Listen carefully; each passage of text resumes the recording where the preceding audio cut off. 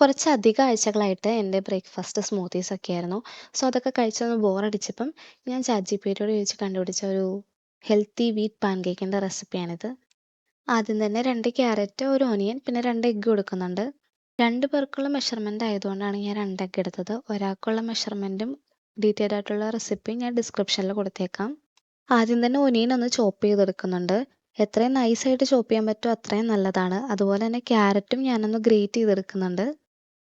ഇനി നമുക്ക് ബാറ്റർ റെഡിയാക്കാൻ വേണ്ടി തുടങ്ങാം. അപ്പോൾ ആദ്യം തന്നെ ഞാൻ ഗോതമ്പ് പൊടി ഒന്ന് അളന്നെടുക്കുന്നുണ്ട്.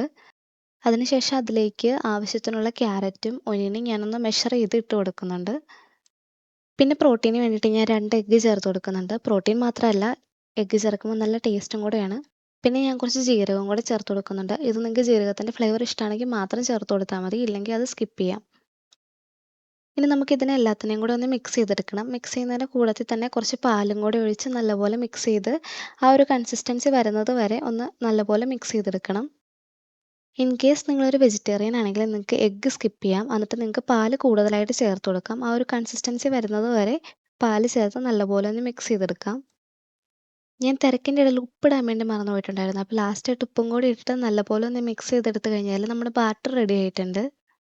ഇനി ഒന്നുമില്ല, ഒരു പാൻ ചൂടാക്കിയിട്ട് അതിലേക്ക് കുറച്ച് ഓയിൽ സ്പ്രേ ചെയ്തിട്ട് നമുക്ക് ചെറിയ ചെറിയ പാൻകേക്സ് ആയിട്ട് ഇതിനെ ചുട്ടെടുക്കാം.